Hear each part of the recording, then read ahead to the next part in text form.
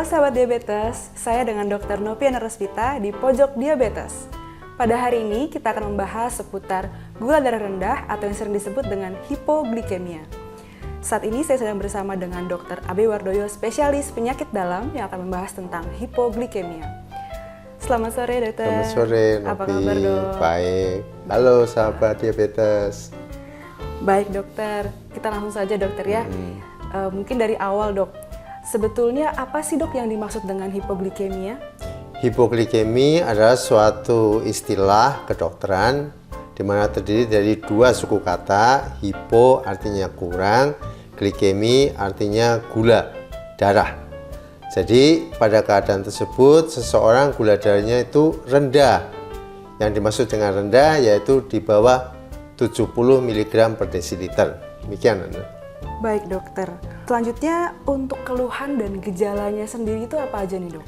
Jadi seseorang kalau mengalami hipoglikemi itu tanda-tanda atau gejalanya adalah gemetar, kemudian berdebar-debar, berkeringat, biasanya keringat dingin, pusing atau sakit kepala, gelisah, rasanya lapar, dan pandangannya menjadi kabur.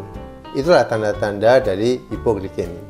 Oke dokter, jadi ada beberapa gejala itu ya dok yang harus kita ketahui.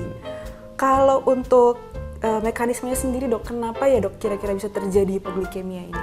Biasanya hipoglikemi terjadi pada penyandang diabetes yang mengkonsumsi obat yang mempunyai kemampuan menurunkan gula darah sampai sangat rendah.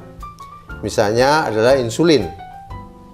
Juga obat-obatan tablet diabetes tertentu, misalnya golongan sulfonylurea, itu dapat menyebabkan hipoglikemi, yaitu apabila yang bersangkutan mengkonsumsi obat, tapi pada saat yang bersamaan mungkin aktivitasnya fisik terlalu berat, atau makannya itu terlambat, kurang porsinya, atau makanan tanpa mengandung karbohidrat, sehingga pada saat itulah terjadi hipoglikemia. Oke baik dok, berarti ada beberapa faktor ya dok ya. Kalau dok terjadi kejadian itu dok hipoglikemia, untuk pertolongan pertamanya sendiri itu kita gimana sih dok? Yang harus segera dilakukan adalah satu, periksa gula darahnya dengan alat glukometer. Tapi bila itu tidak memungkinkan, langsung segera tangani. Bagaimana menanganinya? Yaitu dengan mengkonsumsi makanan atau minuman yang mengandung gula, misalnya permen, coklat, selai, madu, sirup, teh manis, sari buah, dan yang lain-lain. Tapi jangan yang sugar free. Kemudian periksa kembali kadar gula darahnya sesudah 15 menit.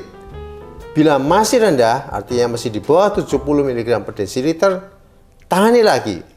Tapi bila gejalanya tetap belum membaik, bawalah segera yang bersangkutan ke rumah sakit yang terdekat.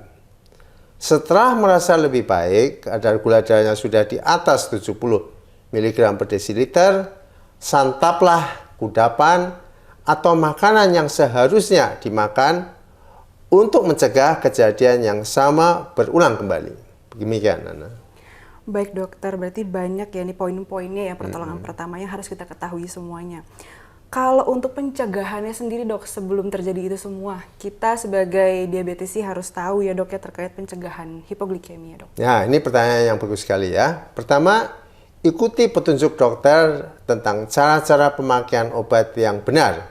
Ya, bila masih ragu-ragu, tanyakan kembali pada dokter atau apoteker. Makanlah sesuai dengan jadwal secara teratur. Jangan skip makanan. Makanlah makanan tambahan bila akan melakukan suatu aktivitas fisik yang berat, misalnya sebelum berolahraga. Bila waktu makan itu tertunda, makanlah terlebih dahulu kudapan atau buah-buahan sehingga tidak terjadi hipoglikemi. Dan jangan lupa selalu bawalah sesuatu yang manis, misalnya permen atau coklat, dan makanlah segera apabila merasakan gejala hipoglikemi, khususnya pada penyandang diabetes yang menggunakan insulin serta obat antidiabetik golongan sulfonylurea. Demikian, Anda. Baik sekali dokter, sudah terjawab semua ya dok ya terkait dengan hipoglikemia saat ini. Untuk itu demikianlah para sahabat diabetes. Sampai berjumpa lagi di Pojok Diabetes selanjutnya. Terima kasih. Salam sehat.